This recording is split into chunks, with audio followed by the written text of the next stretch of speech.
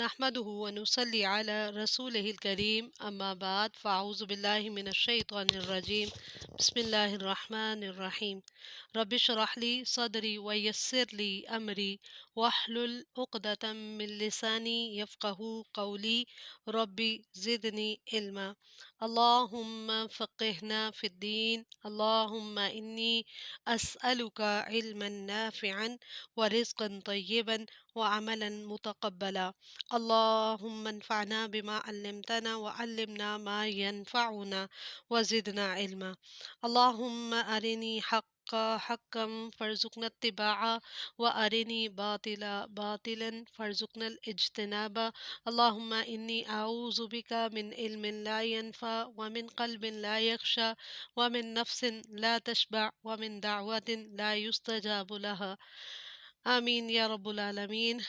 السلام علیکم ورحمۃ اللہ وبرکاتہ۔ امید ہے سب ایمان کے ساتھ ہی صحت، عافیت اور ایمان کی بہترین حالت میں ہوں گے۔ اللہ تعالیٰ سے دعا ہے کہ اللہ تعالیٰ ہمیں قرآن پاک کو پڑھنے، سمجھنے اور اس کے احکامات کے مطابق اپنی زندگیوں کو ڈھالنے کی توفیق عطا فرمائے، آمین یا رب العالمین۔ ہم لوگ 22ویں پارے کو شروع کر چکے ہیں کل سے۔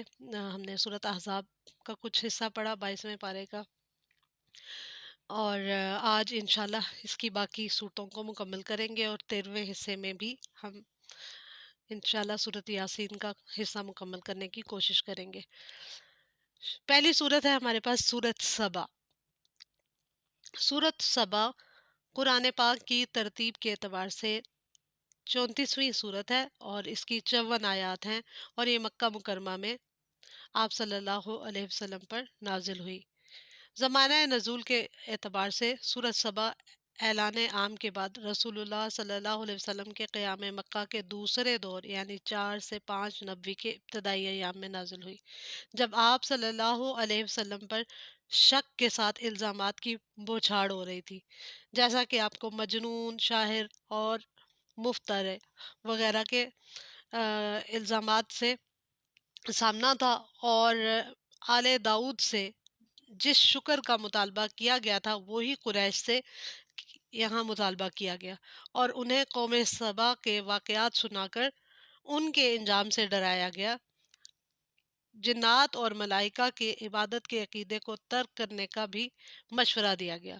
سورت کا اگر ہم مرکزی مضمون دیکھتے ہیں تو یہ سورت کیا بتاتی ہے؟ توحید، رسالت محمد صلی اللہ علیہ وسلم اور آخرت پر سطحی طور پر اعتراضات کا قرآنی دلائل کی روشنی میں جائزہ لے کر ناشکری اور متکبر قیادت کی پیروی اور ان کے شک سے بچتے ہوئے اسلام قبول کرنے کی یہ سورت دعوت دیتی ہے۔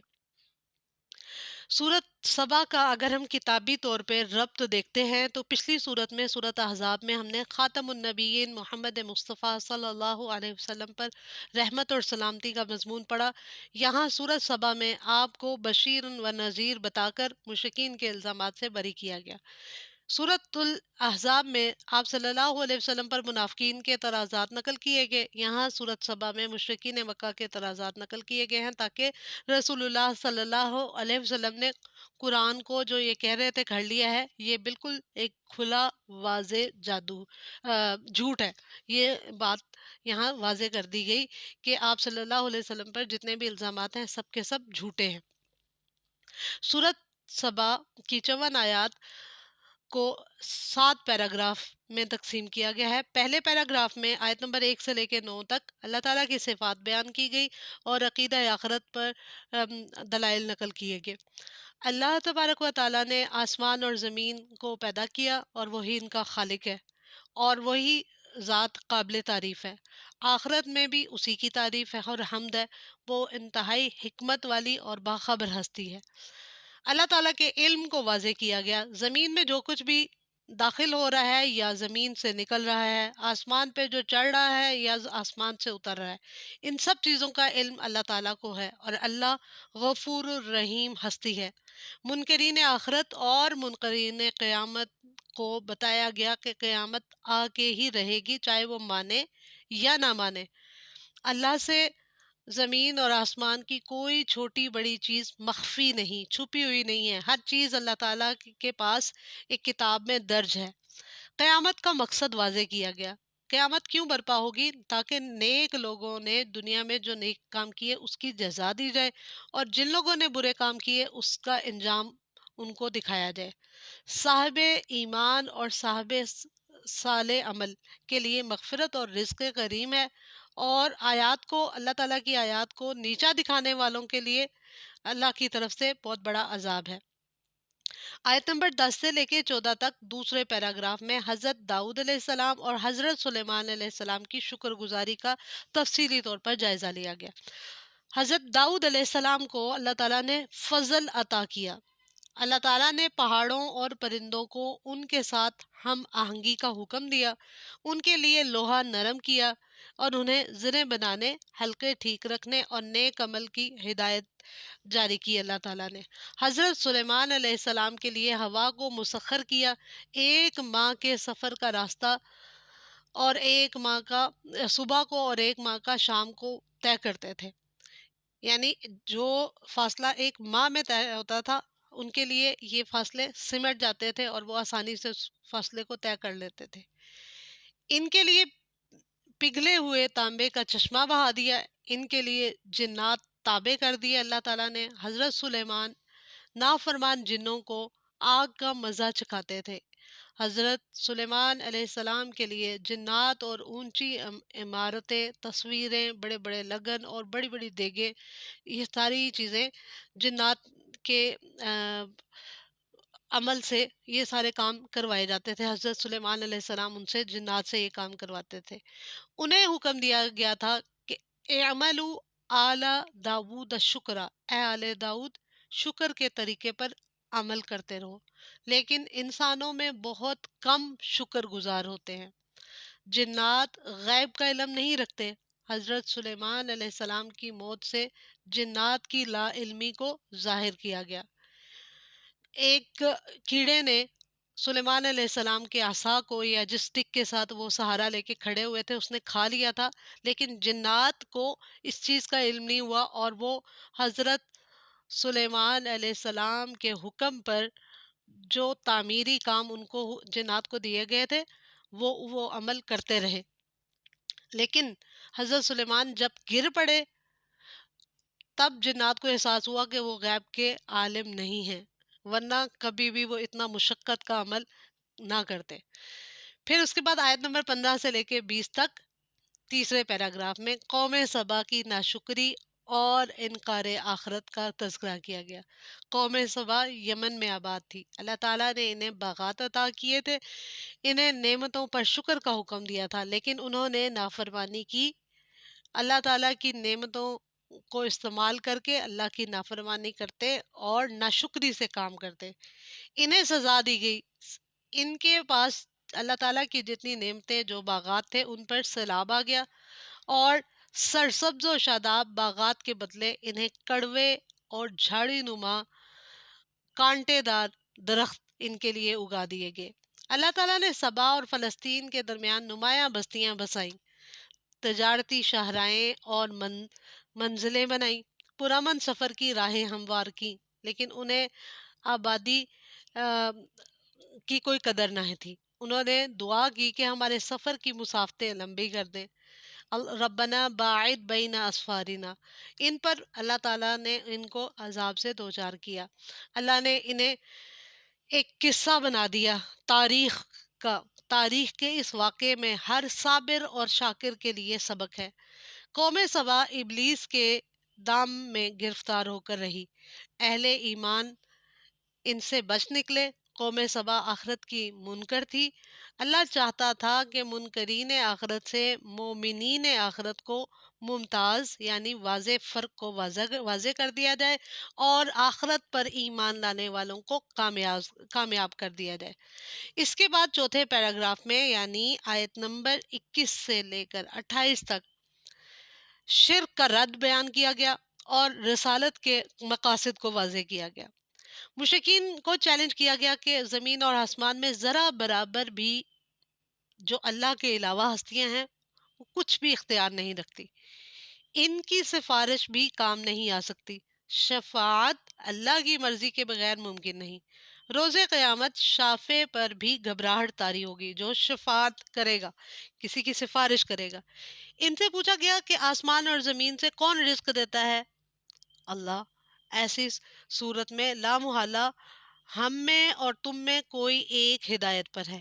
ہر آدمی کو اپنی بھلائی کے لیے سوچنا ہوگا، یعنی اپنے لیے صراط مستقیم کا راستہ اس کو اختیار کرنا ہوگا اگر وہ کامیابی چاہتا ہے۔ پھر اس کے بعد آپ صلی اللہ علیہ وسلم کی رسالت کو واضح کیا گیا۔ رسول اللہ صلی اللہ علیہ وسلم کو ساری دنیا کی طرف ایک خوشخبری دینے والا اور خبردار کرنے والا بنا کر مبعوث کیا گیا، لیکن اکثر لوگ یہ حقیقت نہیں جانتے۔ پھر اس کے بعد 5ویں پیراگراف میں ایک ایسی لیڈرشپ کی وضاحت کی گئی جو شرک کرتی تھی اور آخرت کی منکر تھی۔ منکرین آخرت، قیامت کا وقت ہم پوچھتے ہیں بار بار، انہیں بتایا گیا کہ اللہ نے اس کا وقت مقرر کر رکھا ہے۔ متکبر قیادت پر واضح کیا گیا کہ وہ عام لوگوں کی ہدایت کی راہ میں رکاوٹ ہے۔ روز قیامت عوام کہیں گے کہ اگر آپ لوگ نہ ہوتے تو ہم بھی مومن ہوتے، یعنی ہم آپ کی تقلید کرتے رہے۔ وہ الٹا انہی کو الزام دیں گے اور کہیں گے تم تو خود مجرم ہو، یعنی جو متکبر لیڈرز ہیں ان کو کمزور لوگ آئیڈیالائز کرتے ہیں، ان کو اپنا آئیڈیل بنا لیتے ہیں۔ جب یہ اللہ کے پاس جائیں گے کہیں گے تمہاری وجہ سے ہم بہکے، وہ کہیں گے ہم نے تو نہیں تمہیں بہکایا، پکڑ کے تمہیں اس راستے پہ نہیں لایا تھا، تم تو خود ہی بہکے ہوئے تھے، یعنی تمہارا تو نفس ہی کمزور تھا اسی لیے تم ہمارے پیچھے پیچھے چلے آئے۔ تو دونوں کو ہی اللہ تعالیٰ ایک عذاب میں مبتلا کر دیں گے اور ان کی گردنوں میں پھندا ڈال دیا جائے گا۔ پھر مترفین کے بارے میں، یعنی جو اترانے والے ہیں، ان کے بارے میں یہ اصول بیان کیا گیا کہ انہوں نے ہمیشہ رسولوں کا انکار کیا گیا۔ انہیں اپنی اولاد اور اپنے مال پر بڑا ہی ناز ہوتا ہے اور یہ خوش فہمی کہ ہمیں کبھی بھی سزا نہیں ہوگی۔ نحنو اکثر اموالا و اولادن، جو ایک دنیا دار قسم کے لوگوں کا ہوتا ہے کہ ہم ایسے ہی نعمتوں کو اللہ تعالیٰ دیتے ہیں تو وہ ان نعمتوں کو یہ سمجھتے ہیں کہ فار گرانٹیڈ لیتے ہیں اور سمجھتے ہیں کہ ہم تو ڈیزرو کرتے تھے اس لیے اللہ نے ہر طرح کی نعمت ہمیں دی ہوئی ہے، اور ان نعمتوں کی قدردانی نہیں کرتے، اور ان کو لگتا ہے کہ یہ ہمیں نہیں ملنی تھی تو کس کو ملنی تھی۔ اب رسول اللہ صلی اللہ علیہ وسلم کو ہدایت کی گئی کہ وہ انہیں بتا دیں کہ اللہ کے ہاتھ میں ہر طرح کا رزق ہے۔ تقرب الہی اموال اور اولاد سے نہیں ہوتا بلکہ ایمان اور صالح عمل سے حاصل ہوتا ہے۔ ہماری آیات کو نیچا دکھانے والوں کو سزا ہو کے رہے گی۔ مشرکین مکہ فرشتوں کو اللہ کی بیٹیاں قرار دیتے تھے۔ بتایا گیا روز قیامت فرشتوں سے سوال ہوگا کہ کیا یہ لوگ تمہاری عبادت کرتے تھے؟ فرشتے اللہ تعالیٰ کی بے عیبی کا اعتراف کریں گے کہ اللہ تعالیٰ ہم نے تو ان کو نہیں کہا تھا کہ یہ ہماری عبادت کریں، آپ ہمارے سرپرست ہیں، آپ کو پتہ ہے کہ ہم نے ایسا کچھ بھی نہیں کہا۔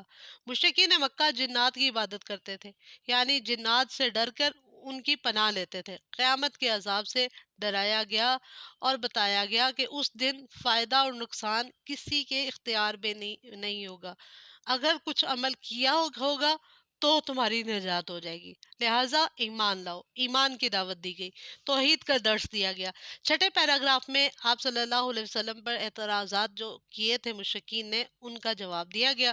قرآن کی آیات کی تلاوت پر آپ صلی اللہ علیہ وسلم پر اعتراض کیا گیا کہ آپ محض ایک انسان ہیں، رسول نہیں ہیں، جو باپ دادا کے طریقہ یا عبادت سے روکنا چاہتے ہیں۔ یہ قرآن ایک جھوٹ ہے جو کہ گھڑ لیا گیا ہے، یہ جادوگر ہے، آپ کو کبھی جنون لاحق ہونے کی بات کرتے۔ انہیں دعوت فکر دی گئی کہ وہ اکیلے یا مل کر بھی اگر غور کریں تو آپ صلی اللہ علیہ وسلم ان سب مشرکین کو واضح طور پہ خبردار کر دیں کہ یہ ایک سخت قسم کے انجام کی طرف جا رہے ہیں۔ پھر اس کے بعد 7ویں اور آخری پیراگراف میں دوبارہ سے عذاب قیامت سے آپ صلی اللہ علیہ وسلم کی رسالت کے ذریعے سے ڈرایا گیا۔ رسول اللہ صلی اللہ علیہ وسلم تو کسی اجر کے طالب نہیں ہیں، اللہ ان پر وہی نازل کرتا ہے اور وہ وہی ہی حق ہے۔ اب باطل کے لیے کچھ نہیں ہو سکتا۔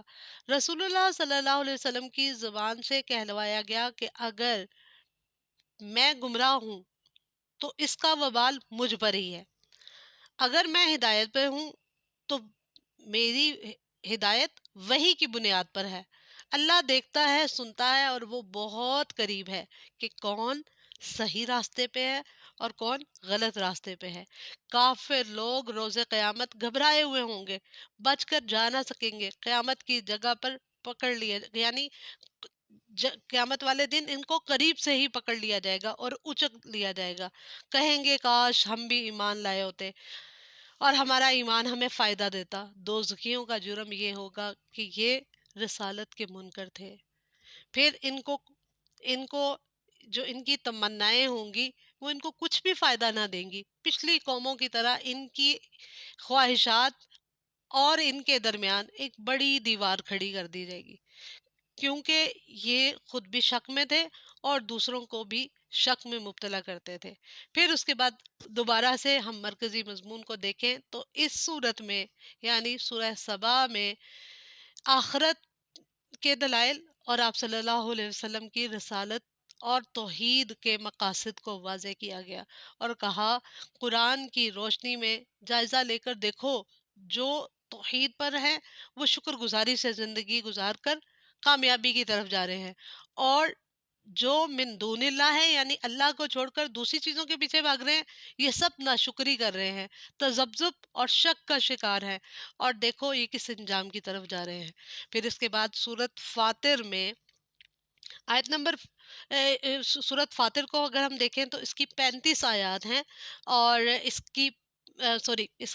کا 35واں نمبر ہے اور اس کی 45 آیات ہیں، اور یہ بھی سورت مکہ مکرمہ میں نازل ہوئی۔ 35 نمبر پہ یہ سورت ترتیب کے اعتبار سے آتی ہے، اور اس کا زمانہ نزول یہ ہے کہ رسول اللہ صلی اللہ علیہ وسلم کے قیام مکہ کے تیسرے دور میں یہ سورت فاطر نازل ہوئی، جب آپ صلی اللہ علیہ وسلم کی مخالفت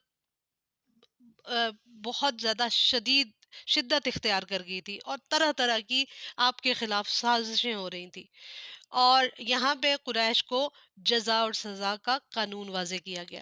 اس صورت کا مرکزی مضمون یہ ہے کہ اللہ کے قانون یعنی جزا اور سزا کو سمجھ کر قرآن کی دعوت کو مان لیا جائے، ورنہ ایک وقت مقررہ پر مہلت پوری ہونے پر ہلاک کر دیا جائے گا۔ سورت الفاتر میں کا اگر ہم کتابی ربط دیکھیں تو سورت سبا میں یہاں جنات کی عبادت کی نفی کی گئی، سورت الفاتر میں فرشتوں کی عبادت کی نفی ہے، اور قریش کی قیادت کو منفی رویوں سے بچنے کا کہا گیا۔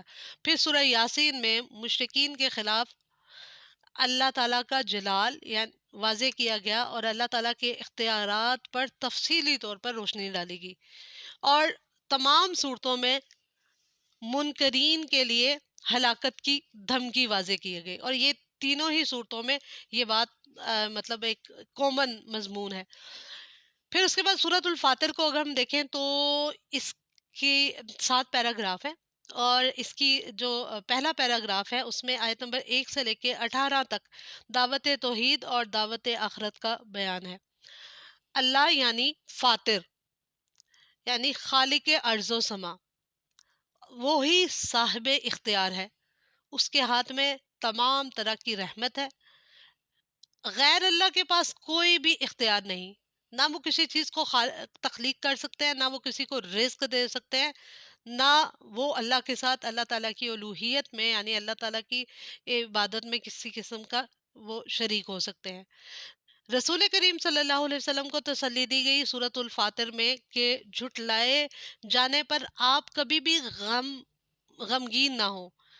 ماضی میں ہر پیغمبر کو جھٹلایا گیا، ابلیس اور اس کی پارٹی اس کام میں پوری طرح محو ہے، اور دنیا کی زندگی سے کبھی بھی دھوکہ نہ کھائیں، ابلیس کے دام میں نہ آئیں یعنی اس کے دھوکوں میں نہ آئیں۔ ابلیس انسانوں کا واضح دشمن ہے، وہ اور اس کی پارٹی انسانوں کو دوزخ میں دیکھنا چاہتے ہیں۔ آپ صلی اللہ علیہ وسلم کو تسلی دی گئی کہ وہ ان لوگوں کی خاطر غم اور افسوس میں نہ گھلیں جو اپنے اعمال کو خوشنما سمجھتے ہیں اور اللہ تعالیٰ کے ہاں انجام سے انتہائی غافل ہیں۔ پھر آخرت کے دلائل واضح کیے گئے، کہا ہوا، بادل اور بارشوں میں پر غور کرو۔ شرک کی تردید کی گئی کہ غیر اللہ کے پاس کوئی عزت نہیں اور نہ ہی یہ ساری کی ساری عزت اور اختیارات، ہواؤں کو چلانا، بادلوں کو چلانا، بارش کو برسانا، یہ تمام اختیارات اللہ کے پاس ہیں۔ من کانا یرید العزت فللہ العزت للہ، یہ قانون واضح کر دیا گیا کہ اللہ کے ہاں اچھی بات اور اچھا عمل ہی قابل قبول ہوتا ہے، اور الیہ یصعد الکلم الطیب والعمل الصالح یرفعہ، اللہ تعالیٰ کے پاس طیب اور پاکیزہ عمل جو ہے وہ بلندی کی طرف چڑھتا ہے، اور صالح عمل کو بھی بلندی کی طرف لے کے جایا جاتا ہے۔ رسول اللہ صلی اللہ علیہ وسلم کے خلاف سازش کرنے والوں کے لیے عذاب کی خوشخبری دے دی گئی، اور انہیں بتایا گیا، یہ تسلی دی گئی آپ صلی اللہ علیہ وسلم کو کہ یہ لوگ جو آپ کے خلاف سازشیں کرتے ہیں کبھی بھی یہ کامیاب نہیں ہوں گے۔ انسان کی اپنی ذات کی پیدائش سے اللہ کی قدرت اور علم پر واضح دلائل فراہم کیے گئے۔ پانی کے دو ذخیرے یکساں نہیں ہوتے، جیسے میٹھا اور کھاری پانی برابر نہیں ہوتا۔ پھر اس کے بعد دونوں سے تر و تازہ گوشت ملتا ہے، پہننے کے لیے سامان، زینت، موتی، سب چیزیں ملتی ہیں، کشتیاں بھی ان دونوں پر چلتی ہیں، لیکن دونوں جو ہیں یہ پینے میں یکساں نہیں ہیں۔ یہ سب اللہ کی نعمتیں ہیں جن پر شکر ادا کرو۔ اللہ دن کو رات میں، رات کو دن میں ڈال دیتا ہے، اس نے چاند اور سورج کو مسخر کیا، اسی کی فرما برداری ہونی چاہیے، غیر اللہ کے پاس ذرا برابر بھی کسی قسم کا کوئی اختیار نہیں نہ۔ پھر بتایا کہ تمہاری دعا غیر اللہ کے ہاں قبول سنی نہیں جاتی، اور نہ ہی وہ اس تمہاری دعا کا جواب دے سکتے ہیں۔ انسانوں سے کہہ دیا گیا کہ وہ اللہ کے محتاج ہیں، اور اللہ بے پرواہ ہے اور اپنی تعریف آپ ہے۔ اللہ کے پاس استبدال قوم کی پوری قدرت ہے، یعنی اللہ تعالیٰ اس چیز کا اختیار رکھتا ہے کہ اگر کوئی قوم اس کی نافرمانی کرے تو اللہ ان کی جگہ پہ کسی اور ان کو ہلاک کر دے اور ان کی جگہ پہ ایک فرما بردار قوم لے آئے۔ روز قیامت کوئی کسی کے عمل کا بوجھ نہیں اٹھائے گا، چاہے وہ اس کا جتنا بھی قریبی رشتہ دار کیوں نہ ہو۔ آپ صلی اللہ علیہ وسلم تو صرف غیب پر ایمان لانے والوں کو خبردار کر سکتے ہیں۔ جو نماز قائم کرتے ہیں، تزکیہ انسان کے لیے اپنے ہی ذات کو فائدہ دیتا ہے۔ اس کے بعد دوسرے پیراگراف میں مومن اور کافر کا مزید فرق واضح کر دیا گیا، جیسے کھارا اور میٹھا پانی کا فرق واضح کیا گیا، اسی طرح بتایا گیا کہ مومن جو ہے وہ دیکھنے والا ہے اور کافر نابینا ہے، یعنی بینا اور نابینا کو واضح کیا گیا۔ ایمان والے کی دل کی آنکھ کھلی ہوتی ہے اور کافر کی دل کی آنکھ بند ہوتی ہے، جس کی وجہ سے وہ حق کو پہچان نہیں پاتا اور وہ باطل ہی کے اندر اپنی زندگی کو اندھیرے میں گزار دیتا ہے۔ پھر یہ بھی واضح کیا گیا کہ رسول خبردار کرنے کے لیے آتے ہیں، وہ مردوں کو سنا نہیں سکتے، اندھے اور بہرے ضدی لوگ اسلام کی دولت سے کبھی بھی فیض یاب نہیں ہو سکتے۔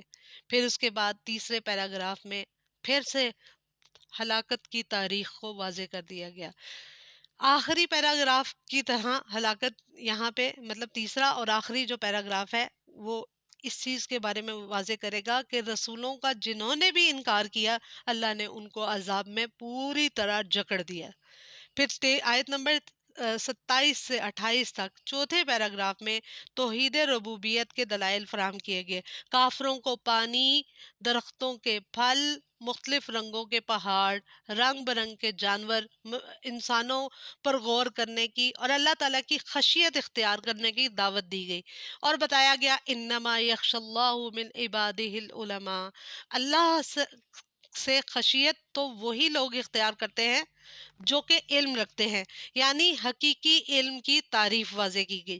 پھر اس کے بعد پانچویں پیراگراف میں قانون جزا اور سزا بیان کیا گیا، بتایا گیا ایمان لا کر نماز کا اہتمام کرنے والے اور خرچ کرنے والے یعنی انفاق کرنے والوں کی تجارت کبھی بھی نقصان دہ نہیں ہو سکتی۔ جو اللہ کی راہ میں اللہ تعالیٰ کا ذکر کرتے ہیں، اللہ کی راہ میں خرچ کرتے ہیں، یہ کبھی بھی نقصان دہ سودا کیسے کر سکتے ہیں؟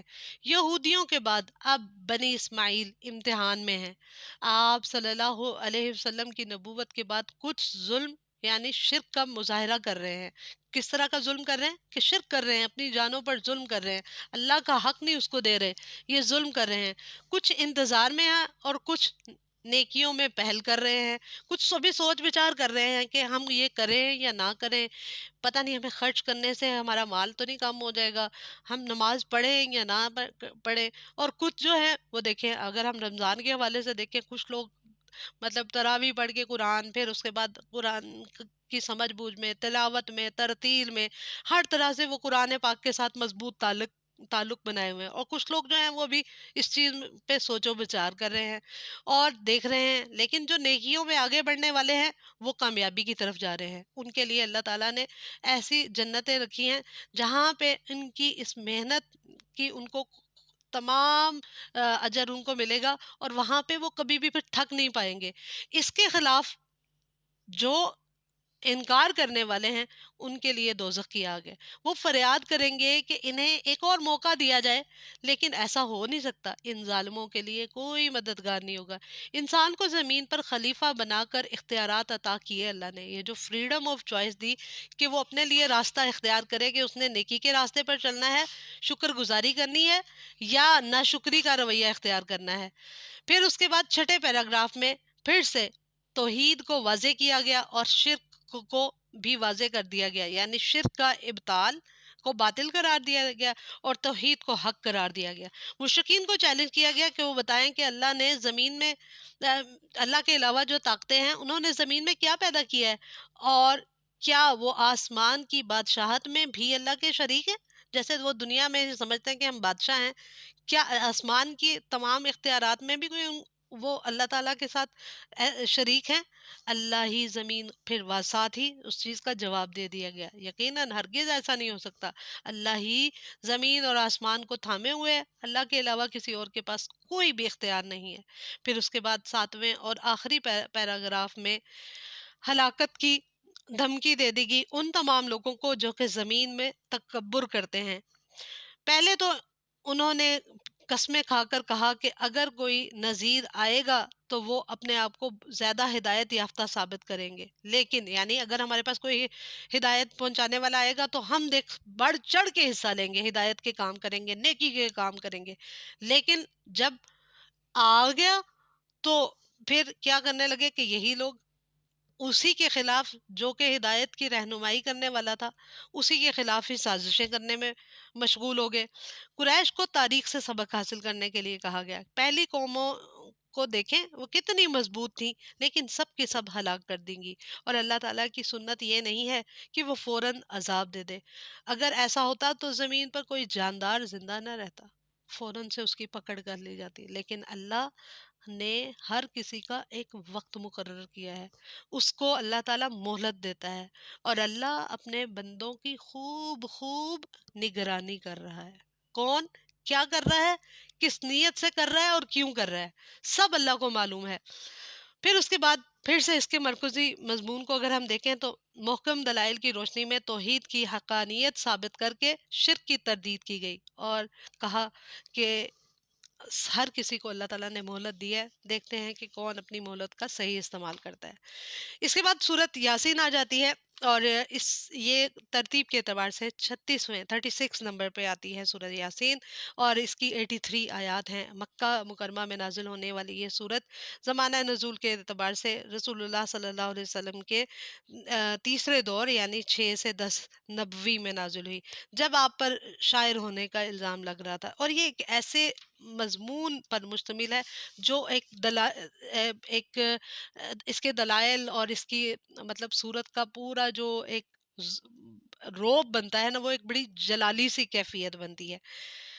اور ہم دیکھتے ہیں کہ یہ صورت اللہ ایسی ہے کہ جس میں اللہ تعالیٰ نے اپنے لیے 45 ٹائم یعنی ضمیر متکلم کا صیغہ استعمال کیا ہے۔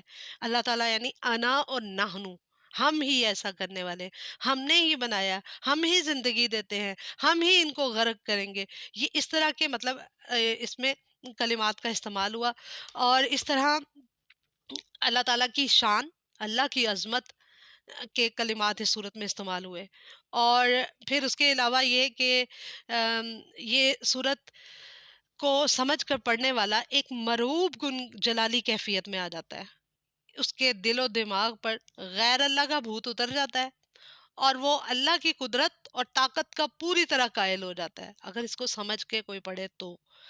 ہر اگلی آیت اس کیفیت کو مضبوط کرتی چلی جاتی ہے کہ جب وہ اختتام پر پہنچے گا تو کن فیکونی اور کامل اختیار کی صفات اس کو اپنے روب میں طاری کر لیں گی، اور وہ اللہ تعالیٰ کی صفات کو پوری طرح سمجھ چکا ہوگا، اور اللہ کی صفات کو سمجھتے ہوئے وہ بلندیوں کو چھو رہا ہوگا، یعنی اس کی روحانیت والی جو کیفیت ہے وہ اللہ تعالیٰ کے ساتھ پوری طرح کنیکٹڈ ہو جائے گی۔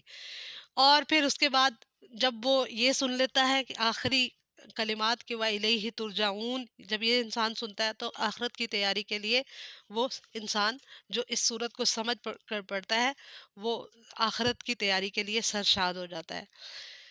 اور اس صورت کا اگر ہم ربط دیکھیں تو صورت فاتر میں انجام کا ذکر آیا، صورت یاسین میں اللہ تعالیٰ کی قدرت، طاقت اور کن فیکونی صفات کی تفصیل آتی ہے۔ سورہ یاسین میں رسول اللہ صلی اللہ علیہ وسلم سے کہا گیا کہ بلا شبہ آپ مرسلین میں سے ہیں، اور اگلی صورت صافات میں ان کی خدمات کے اعتراف میں تمام مرسلین یعنی رسولوں کو اللہ تعالیٰ نے سلام عرض کیا کہ ہم سلامتی بھیجتے ہیں ان تمام پیغمبروں پر جنہوں نے رسالت کے منصب کو بخوبی سر انجام دیا۔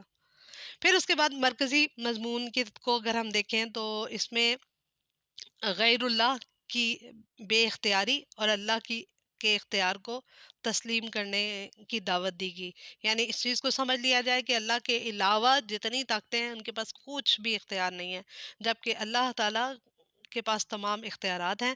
محمد صلی اللہ علیہ وسلم کو رسول مان کر آپ کی دعوت کو قبول کر لیا جائے، اور آخرت کو سامنے رکھتے ہوئے قرآن کریم پر ایمان لا کر اپنی تمام زندگی کو گزارا جائے۔ یہ صورت 6 پیراگراف پر مشتمل ہے، اور پوری صورت توحید کا درس دیتی ہے۔ آیت نمبر 1 سے لے کے آیت نمبر 12 تک پہلے پیراگراف میں آپ صلی اللہ علیہ وسلم کی رسالت کا اثبات ہے۔ رسول کریم صلی اللہ علیہ وسلم کی رسالت کے بارے میں اللہ تعالیٰ نے فرمایا کہ یہ انذار کرنے کے لیے آئے ہیں، قرآن کی حکمتوں کی شہادت پیش کی گئی، پھر اتباع ذکر یعنی قرآن کرنے والوں اور قرآن کریم کو پڑھنے والے اور رحمان پر ایمان لانے والوں کے لیے اللہ تعالیٰ کی رحمانیت کو واضح کیا گیا، اور جو اللہ تعالیٰ کی لائی ہوئی ان تعلیمات کو بھیجی ان تعلیمات کو اس دعوت کو قبول نہیں کرتے، اس کا رد کرتے ہیں، ان کے لیے اللہ تعالیٰ کی صفت عزیز کو واضح کیا گیا۔ اس طرح کا ہم نے پہلے بھی یہ مضمون پڑھا کہ عزیز اور رحیم کی صفات اللہ تعالیٰ کی ایک ساتھ آئی۔ پھر اس کے بعد اہل ایمان کے لیے مغفرت اور اجر کریم کی بشارتیں دی گئی، اور اللہ تعالیٰ کی عزیزیت، اس کی قدرت، اس کی طاقت، اس کے قانون اور جزا اور سزا کی دلائل واضح کیے گئے۔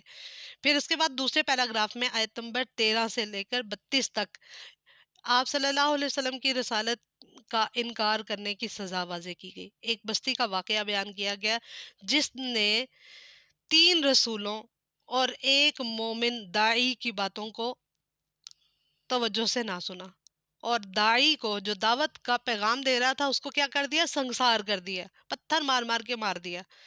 اللہ تعالیٰ نے وہ بستی تباہ کر دی۔ مومن داعی کو اللہ نے جنت میں داخل کر کے مغفرت اور اجر کریم کی بشارت دی، اور بستی کی تباہی اور مومن کی مغفرت اللہ کی قدرت، طاقت اور اس کے قانون، جزا اور سزا کو واضح کرتی ہے۔ سچے جنتی مومن کی صفات واضح کی گئی۔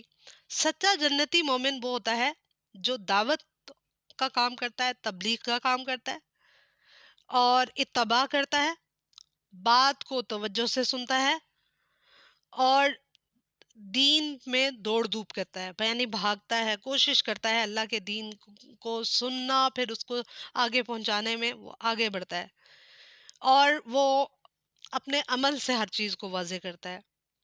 پھر اس کے بعد اس کا جو کردار ہے وہ اخلاص کے مطابق ہوتا ہے، اور وہ انتہائی مخلص ہوتا ہے، مفاد پرست نہیں ہوتا سچا مومن، اور وہ کسی سے بھی کوئی اجر یا مرتبہ نہیں چاہتا. پھر اس کے بعد صاحب تدبر ہوتا ہے، ہر چیز کو جانچ پڑتال کر کے غور و فکر سے ناپتا اور تولتا ہے، اور کوئی بھی بات دلیل کے بغیر نہیں کرتا سچا مومن. پھر اس کے بعد یہ مومن کی صفات اور مزید واضح کی گئیں کہ وہ اللہ تعالیٰ سے مطلب اللہ تعالیٰ کا تقوی اختیار کرتا ہے، اور دعوت میں حکمت سے کام لیتا ہے، اپنے رب پر پورا ایمان لاتا ہے، درد مندانہ دل ہوتا ہے، مطلب اس کے لیے دوسروں کے لیے فکر ہوتی ہے. جیسے آپ صلی اللہ علیہ وسلم کی صفات آئی ہیں کہ آپ دوسروں کی فکر میں، ان کی آخرت کی فکر میں آپ اپنے آپ کو ہلاک نہ کر دیں، تو یہ مومن کی صفات میں ہے. اپنی ہدایت پر ہی نہیں، بلکہ صرف اپنی ہی فکر نہیں کرتا، اپنی اصلاح نہیں کرتا، بلکہ دوسروں کی بھی ہدایت، مغفرت اور ان کی جنت کے لیے متفکر رہتا ہے، اور اس کے اندر ایک بے چین قسم کی روح پائی جاتی ہے. پھر استقامت ہوتی ہے سچے مومن میں، دنیا دار نہیں ہوتا، اور پھر اس کے بعد ہر طرح کی باطل طاقت سے ٹکرا جاتا ہے، دھمکیوں کی اس کو بالکل پرواہ نہیں ہوتی، موت سے بھی نہیں ڈرتا، اور نہ کسی کی جزا اور سزا سے ڈرتا ہے، وہ صرف اور صرف اپنا تمام عمل اللہ کے لیے کرتا ہے. پھر اس کے بعد آیت نمبر 33 سے لے کے 50 تک تیسرے پیراگراف میں شکر گزاری کا اللہ تعالیٰ نے مطالبہ کیا اور کہا توحید پر آ جاؤ، سب کے سب توحید کی دعوت دی گئی. اسباب ربوبیت کا ذکر کر کے انسان سے شکر گزاری کا مطالبہ کیا گیا، اور کہا گیا کہ توحید کو تسلیم کر لو، اور زمین کی دلیل پیش کی گئی کہ وہ موسم بہار میں سرسبز و شاداب ہو جاتی ہے، اور یہ دلیل آخرت پر مبنی ہے، یعنی زمین میں غلے، کھجور، انگور کا انتظام ہے. انسان کو یہ سب کچھ اللہ نے اس لیے دیا تاکہ وہ اللہ تعالیٰ کی اطاعت کے ساتھ شکر گزاری کرتا رہے. اور پھر اس کے بعد مزید نشانیاں بتائیں کہ وہ رات، سورج اور چاند کی دلیلیں پیش کرتا ہے، یہ سب اللہ کی مرضی کے تابع ہیں، یعنی اللہ نے جتنی بھی زمین اور آسمان میں مخلوقات پیدا کی، یہ سب کی سب اللہ تعالیٰ کی اتباع کرتی ہیں، اللہ کی اطاعت کرتی ہیں. کشتیوں کو دیکھ لو، پھر ہر چیز میں اللہ تعالیٰ کا اختیار واضح نظر آتا ہے. کافروں کے اس مطالبے پر کہ قیامت کب آئے گی، یہ جواب دیا گیا کہ وہ ایک دھماکہ ہوگا، اور لوگوں کو پھر فرصت نہیں ملے گی کہ وہ اپنی اصلاح کر سکیں یا اپنے گھر والوں کی طرف پلٹ سکیں. پھر اس کے بعد چوتھے پیراگراف میں احوال قیامت، جنت اور دوزخ کا ذکر کیا گیا. آیت نمبر 51 سے لے کے 68 تک بتایا گیا کہ احوال قیامت اور اہل جنت اور دوزخ کا ذکر کر کے اللہ تعالیٰ کی طاقت، قدرت، اس کی جزا اور سزا کی دلیلیں فراہم کی گئی. قیامت کے مناظر پیش کیے گئے، اور کہا گیا کہ جب سور پھونکا جائے گا اور لوگ اپنی قبروں سے نکل پڑیں گے، اس دن کوئی کسی طرح کا بھی کسی پر کوئی بھی ظلم نہیں ہوگا. جنت والے اور ان کے شوہر یا بیویاں، یعنی ان کے ازواج، وہ تو بڑے مزے میں ہوں گے. اللہ تعالیٰ ہمیں بھی اہل جنت میں شامل کرے، آمین. اور انہیں ہر قسم کا میوہ دیا جائے گا، اور ان پر اللہ کی طرف سے سلام ہوگا. ان کے خلاف دوزخی اور مجرم جنہوں نے اللہ کی دعوت اور صراط مستقیم کو رد کیا ہوگا، اس کا انکار کیا ہوگا، وہ ابلیس کی پیروی کرنے والا گروہ ہوگا. روز قیامت لوگوں کے منہوں پر مور لگا دی جائے گی، البتہ ان کے ہاتھ پاؤں بولیں گے کہ ہم نے یہ عمل کیوں کیا، اور یہ عمل ہم نے کیا. اگر کسی نے کوئی ہمارے پاؤں غلط کام کی طرف گئے ہیں، ہماری نظریں گئی ہیں، ہمارے ہاتھ گئے ہیں کسی بھی غلط کام کی طرف، تو ہمارے منہ کے اوپر اللہ تعالیٰ کیا کریں گے، اس کو سیل کر دیں گے، اور وہ ہمارا ہاتھ بتائے گا کہ میں نے یہ عمل غلط کیا ہے.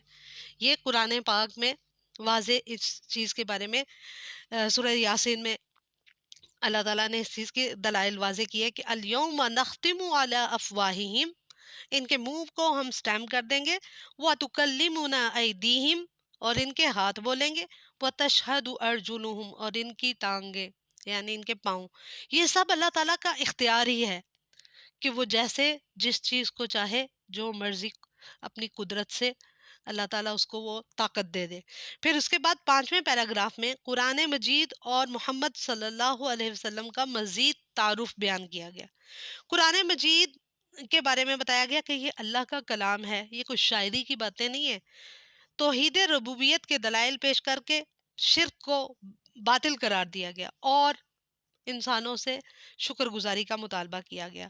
بے ضمیر مردہ لوگ اسلام کی دعوت کو کبھی قبول نہیں کرتے، بلکہ وہ لوگ اللہ تعالیٰ کی بھیجی ہوئی دعوت کو قبول کرتے ہیں جن کا ضمیر زندہ ہوتا ہے اور ان کے دل بیدار ہوتے ہیں۔ نزول قرآن کا مقصد یہی ہے کہ مردہ چیزوں کو زندگی بخشی جائے۔ جانوروں کی دلیلیں پیش کی گئی کہ انہیں بھی اللہ تعالیٰ نے پیدا کیا ہے، جن پر لوگ سوار ہوتے ہیں، جن کا گوشت کھاتے ہیں اور جن کے دیگر کئی فوائد ہیں۔ ان دلائل کا جائزہ لے کر انسان کو شکر گزاری کا رویہ اختیار کرنے کی دعوت دی گئی، اور اس کے بعد چھٹے اور آخری پیراگراف میں رسول اللہ صلی اللہ علیہ وسلم کو تسلی اور دعوت کی ہدایت ہے۔ آپ کو اللہ تبارک و تعالیٰ نے تسلی دی کہ کافروں کی باتوں پر کبھی بھی دل برداشتہ نہ ہو اور اپنی دعوت کا کام جاری رکھیں۔ انسان کو اللہ تعالیٰ نے ایک حقیر سے نطفے سے پیدا کیا ہے، لیکن وہ کتنا تکبر اختیار کرتا ہے۔ اس نے کبھی غور کیا ہے کہ اس کو کیسے پیدا کیا گیا؟ اور دیکھو یہ کیسے پیدا ہو کے اب بڑا ہو کے تو یہ اب سوال کرتا ہے کہ جب یہ ہڈیاں بوسیدہ ہو جائیں گی تو کیسے زندہ کی جائیں گی؟ یعنی انسان کو اس چیز کی سوچ کو اس چیز پر ابھارا جا رہا ہے کہ جب تم کچھ نہیں تھے تو ہم نے ایک نطفے سے، ایک حقیر پانی سے تمہیں اتنا مضبوط بنا دیا، تو ایک پہلی دفعہ پیدا کرنا آسان ہے یا دوسری دفعہ؟ یقیناً دوسری دفعہ پیدا کرنا پہلی دفعہ پیدا کرنے سے زیادہ آسان ہے۔ یہ دلائل یہاں فراہم کیے گئے۔ پھر اس کے بعد یہ اس چیز کو بتایا گیا کہ اللہ اس چیز پر قدرت رکھتا ہے کہ وہ انسان کو پیدا کرے پہلی دفعہ بھی اور دوبارہ بھی وہی زندگی دے۔ اس کے باوجود تمہیں آخرت کے بارے میں پتہ نہیں کیوں شک ہے۔ زمین اور آسمان کا خالق اللہ ہی ہے جو مرنے کے بعد دوبارہ زندگی دینے کی پوری قدرت رکھتا ہے۔ اس کو اسباب کی کوئی ضرورت نہیں، وہ تو بس کلمہ کن کہے گا تو ہر چیز کو وجود مل جائے گا۔ آخری آیت میں مطالبہ کیا گیا کہ ہر شے کا مکمل اختیار رکھنے والی بے عیب ہستی صرف اور صرف اللہ سبحانہ و تعالیٰ کی ذات مبارکہ ہے، اور سب اسی ہی کی طرف لوٹائے جائیں گے۔ فسبحان الذی بیدہ ملکوت کل شیء والیہ ترجعون۔ اور پھر سے اس کے مرکزی مضمون کو ہم دیکھیں تو یہاں واضح کر دیا گیا کہ اللہ کے علاوہ جتنی بھی ہستیاں ہیں کسی کے پاس کوئی بھی اختیار نہیں۔ سب قدرت، طاقت، اختیار اللہ تبارک و تعالیٰ کو ہے۔ لہٰذا اگر تم اللہ تعالیٰ کی اطاعت کرنا چاہتے ہو تو محمد صلی اللہ علیہ وسلم کو رسول مان لو اور آپ کی دعوت پر اور قرآن پر ایمان لے آؤ۔ اور یا اس پورے پارے کو اگر ہم دیکھیں، سورہ احزاب کا بھی کچھ حصہ تھا، تو اس پورے میں کیا کہ آپ صلی اللہ علیہ وسلم کے ساتھ تعلق مضبوط کرنا، قرآن سے تعلق مضبوط قائم کرنا، اللہ تعالیٰ کی وحدانیت کو ماننا اور آخرت کی تیاری کرنے کی دعوت ہے۔ اور یہاں یہ بات واضح کی گئی کہ اللہ کی شکر گزار جو قومیں ہوتی ہیں وہ اللہ کی نعمتوں پر غور و فکر کرتی رہتی ہیں اور توحید پر ہوتی ہیں، اور بتایا گیا کہ دنیا کی زندگی عارضی ہے، اصل کامیابی آخرت کی کامیابی ہے۔ حق بات کو حکمت اور اچھے انداز میں لوگوں تک پہنچانا چاہیے۔ اللہ سے ڈرنے والے لوگ ہی علم کے مطابق زندگی گزارتے ہیں، یعنی انما یخشی اللہ من عبادہ العلماء۔ جو حقیقی علم وہی ہے جو ہمارے عمل میں نظر آئے۔ پھر گناہوں پر ندامت اور فوری توبہ کی طرف، یعنی اللہ کی طرف رجوع کرنے والے مومن کی یہاں تعریف کی گئی۔ پھر قرآن کی تلاوت، یہ بات واضح کی گئی، قرآن کی تلاوت مردہ زمین کو زندگی بخشتی ہے، یعنی دلوں کو زندگی عطا کرتی ہے، لہٰذا غفلت سے نکلنا چاہیے۔ پھر اس کے بعد مردوں کو زندہ کرنا اللہ تعالیٰ کے لیے انتہائی آسان ہے، اور نیک صحبتوں کو اختیار کرنے کی اور نیک مجلسوں کو نیک لوگوں کے ساتھ اٹھنے بیٹھنے کی یہاں تلقین کی گئی۔ اللہ تعالیٰ سے دعا ہے کہ اللہ تعالیٰ ہمیں اور ہمارے بچوں کو نیک صحبتیں عطا فرمائے، اور ہمیں قرآن و سنت کے مطابق زندگی گزارنے کی توفیق عطا فرمائے۔ رضیت باللہ ربًا وبالاسلام دینا وبمحمد صلی اللہ علیہ وسلم نبیا ورسولا۔ سبحانک اللہم وبحمدک، اشہد ان لا الہ الا انت، استغفرک واتوب الیک۔ ربنا تقبل منا انک انت السمیع العلیم وتوب علینا انک انت التواب الرحیم، آمین یا رب العالمین۔ السلام علیکم ورحمۃ اللہ وبرکاتہ۔